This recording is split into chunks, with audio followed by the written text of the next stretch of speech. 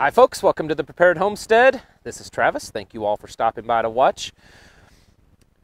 I wanted to talk today about something that I mentioned from time to time, but let's go into a little bit more detail today, and that's about building relationships with those around you, making connections. And I believe in the world that we're living in today that this is going to become more and more important. I mean, it has been, but man, as things continue to change and kind of spiral downward, having people around you, relationships, connections, is going to become really vitally important.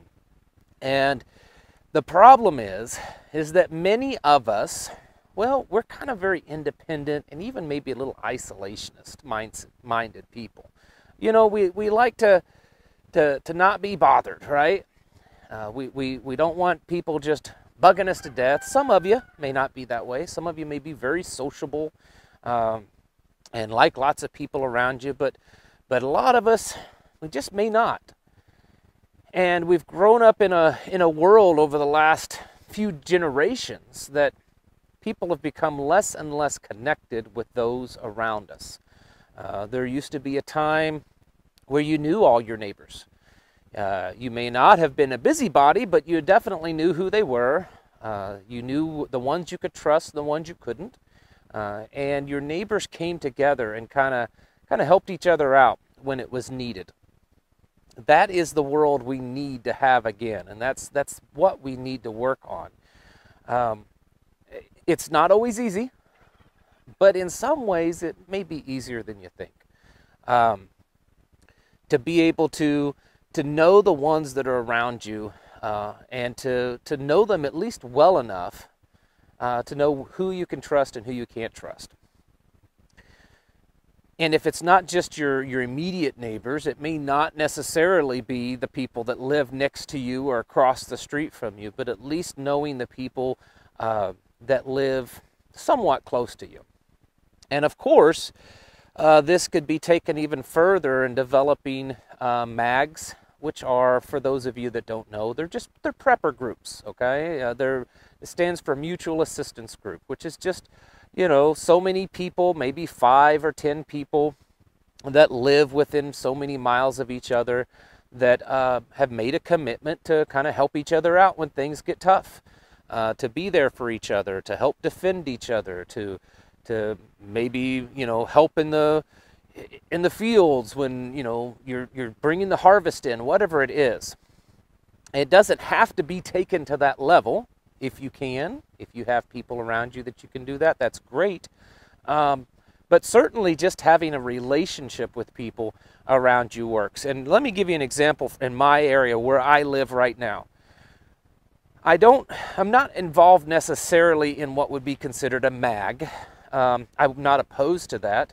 But my neighbors around me, we talk, and you know, there's the few of us there, and there's not a lot of people around here anyways, but you know, we've talked enough that we know we're all on the same page on a lot of stuff. We're on the same page of being prepared. We're on the same page of the stuff that's going on is kind of bad. We're on the same page that if you need each other, if something happens, call. You know, we all have each other's phone numbers.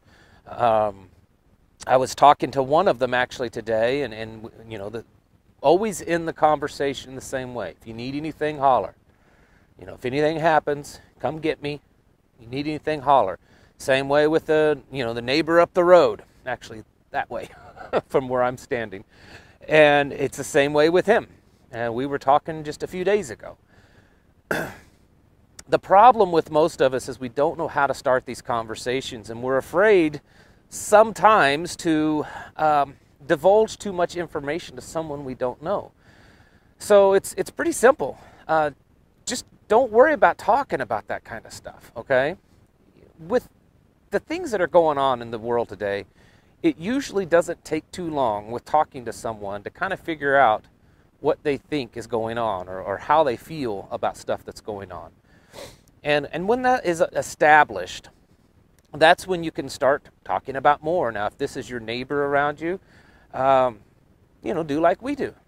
Well, you know, if you need something, if things get bad, you know, the way things are in this world, if it gets crazy, You know, holler at me if you need help. Start relationships like that. It doesn't mean you have to say, well, I'm a prepper, and I own this many guns, and this much ammo, and this much food, and you know, we're stocked up for the apocalypse. So if you need anything, holler at me. You know, that's not the way to do it, at least I don't think. Start by just building a friendship, and you probably already have those around you. There's probably already people around you, and you know, no one really needs to know what you have, how well you're prepared. What you're looking for is not so much other people that have as much stuff as you, but other people that are willing to, that are honorable people, people that you can trust, and that, you know, can come into your aid and you come to their aid if things get bad. This is kind of how things used to be back in the old days, and it's sad that America has really lost that in a lot of ways, even out here in the country. I think it's better out here in the country than it is in the city, but still, you would be surprised at how many people that live out like this that still don't know who their neighbors are. You know, one thing about here, and it's been this way for as long as I can remember because I've lived out like this for many years, you almost in some ways have to have some neighbors that you can trust and that you can depend on, because out here, you know, what if there's a snowstorm or an ice storm, or for instance, last night we had just a huge rain that came through, and I don't know if you can see, but that creek is way up, and it's actually gone down quite a bit since this morning. This morning when I got up, this whole area that I'm standing in was a big river going down there, and both ways getting out to the main road was completely covered in water. One way was completely impassable, and the other way, you could get through it, but you had to be pretty careful. So when things like that happen, and they do out here quite often, you need to have, you know, neighbors that you can trust in case you need some help. Maybe your car breaks down, you know, whatever it is. You need to have people like that. And so out here, a lot of people that's lived like this for a while, they understand that. And they know that they don't have to be your best friend. They just have to be someone that you can depend on. And that's really what you need to start looking for. You know, you don't have to have someone that's your closest confidant that you can, you know, divulge all your top secret information about what you have. You're just looking for someone that you can connect with. And I understand some of you live in areas that your political views may be a small minority, and I'm sorry for that. I think in the world that we live in, though, you can probably find someone similar thinking to you just about anywhere you go. Excuse me. And like I said, it shouldn't be too hard to kind of figure out where people's, you know, where their head's at in everything that's going on. The reason for this should be pretty plain and simple. As things get worse, you're going to need to have people around to kind of depend on each other, because you can't do everything on your own. You can have the best piece of property, the most sustainable little farm. You can have all the equipment, you can have all the food, all the guns and ammo, but you're just by yourself, or maybe it's just your family. And at some point in some, you know, time in the future, if things got really bad, just you or your family aren't really going to be able to do everything. You can't defend it all. You may not be able to harvest it all. You may not be able to do everything that you need to do around there. Or what if you get injured? Or what if you're ill? And so it's very important to build those relations. There's been for many years in the preparedness community, people love the idea of the lone wolf. And I'm not here to critique it and say it's bad, but I'm just telling you, if that's the only way you can be because of your circumstances, then do it the best that you can. But if you do have the options, if there is the availability to build connections, at least on some level with people, I would encourage you to do that. Because anyone that's ever trained and understands survivalism, that's gone out and done it on their own, They know that when you're out there surviving on your own by yourself, you're at great risk of failure, no matter how good you are. But when you have just one other person, just two people, your odds of survivability increase dramatically. And so trying to do all this all on your own, I'm sorry, it's just not the best way to be. Like I said, some of you just may not have any other choice. And if that's the case, then be the best lone wolf you can be. But if you can build relationships, do that. Look for, meetings in your area for people that are kind of like you, prepper meetings, patriot type meetings. If you don't see that in your area, try to host one. Find a place that you can have a little meeting room at and spread the word, put up flyers. That's what I do around here. I just go around to all the little farm stores and everything and put up a little flyer. Also build relationships online that hopefully can turn into real life relationships. I know it's a lot harder than you think, or it's just hard, okay? You would think that connecting with people online would easily transfer into real life connections, but it doesn't always work that way. On this channel, we've started the Telegram chat group, and it's growing really good. There's like 450 or close to 450 people in that group. There's a link in the description below. And people are really starting to connect.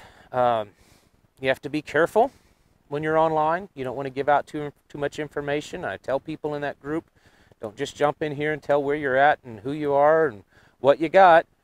Sit back and kind of read the room for a while. Talk about things and kind of get to know people a little bit. And maybe little by little you can build bridges with people that aren't too far from you. There's no sure way to do it, okay? But I am telling you, with all the things that are going on, having people that you can depend on to help you out around the place, or that you can help them out, people that can help you with security and you help them, people that you can build a bartering network with, this kind of stuff is pretty important. And not everyone is going to be your inner circle connection. There's kind of different layers to it. There's the people that you really trust, and they're close friends, they're like family, and they may know a lot about, you and what you've got. And then there's the people outside that layer, and they're kind of the neighbors. They're the ones you know their name, you know their wife, maybe their kids, and you're not super, super close, but you know them enough that you can trust them. And then outside that, there's the people that you just know that, if you went to them and to help fix your car, or to maybe barter something, to do some trading, or to call them up and ask them if they'd come over and help you do some work on your barn, that they'd probably do that. And you may not be real close to them. You may only know them just a little bit, but you know them enough that you know that they're pretty decent people. So know that not everyone you meet ends up being that really close person. And they don't have to be. Just building those connections. And a lot of us already do. We do this on a daily basis. But what we have to start doing now, if you haven't already, is start opening that dialogue with people that, hey, this world is getting really crazy. I mean, there's some crazy stuff going on in it. If it gets really bad, holler at me if you need some help with something, because, people like us, we got to stick together. Kind of open that dialogue. I know it's risky. I know a lot of you are going to comment and say, yeah, that's how people get hurt. That's how you meet crazy people. You're right, it is. We cannot, though, continually isolate ourselves from building these connections and relationships just out of fear of the unknown and the what if. We have to use our brains, figure out whatever way you can to vet the person, to make sure that they're not, some crazy person. Take your time. Don't just jump into things, jump into close friendships or whatever it is. But in the end, again, we cannot just isolate ourselves just because we're afraid that, you know, everyone we might meet might be someone that's going to come and take everything we have or just can't be trusted. Because I assure you, it's a lot easier to figure out if someone can be trusted right now than after it all starts falling apart. Once it all starts falling apart, there's not really any way to really trust anyone that you meet that's new, because who knows what they're, you know, trying to be friends with you for. The way it is right now, it's going to be a lot easier to try to figure out if someone is worthy of being trusted, is worthy of having a closer relationship with you, and building connections, and knowing that you have a network of people around you that you can kind of depend on, and they can depend on you. I truly believe this is very important, and it's probably one of the weakest areas many preparedness-minded people have is just not having enough of a network around them. And so I want to encourage you to start doing that. Start the dialogue as best as you can. Yes, be cautious. Don't just jump in and give away too much information, but you have to start talking about it with someone. You have to start building those connections with people. You'd be surprised. In fact, one of my neighbors, this is how we broke the ice with one of my neighbors. I'll tell you this quick story and then I'll get off here. When I first moved here, put up a flagpole, and I put a Gadsden "Don't Tread on Me" flag on it. And that's how I met my first neighbor. He's like, "See you flying that flag." He said, "Good job, I agree with it." You know, kind of like that. Actually, he said a few other words that I won't repeat on here. But the point is that I quickly found that he and I, in some areas, enough areas, line up, and we both know that we will be there for each other if things got a little crazy. So do the things that you have to do. I mean, I can't spell it out for you, but I can tell you and encourage you to build these connections. All right, folks, before I get off of here, the ones that's still watching, you need to have better internet security if you don't already. They are monitoring everything more and more. I mean, they've been doing this for years, but it's getting worse.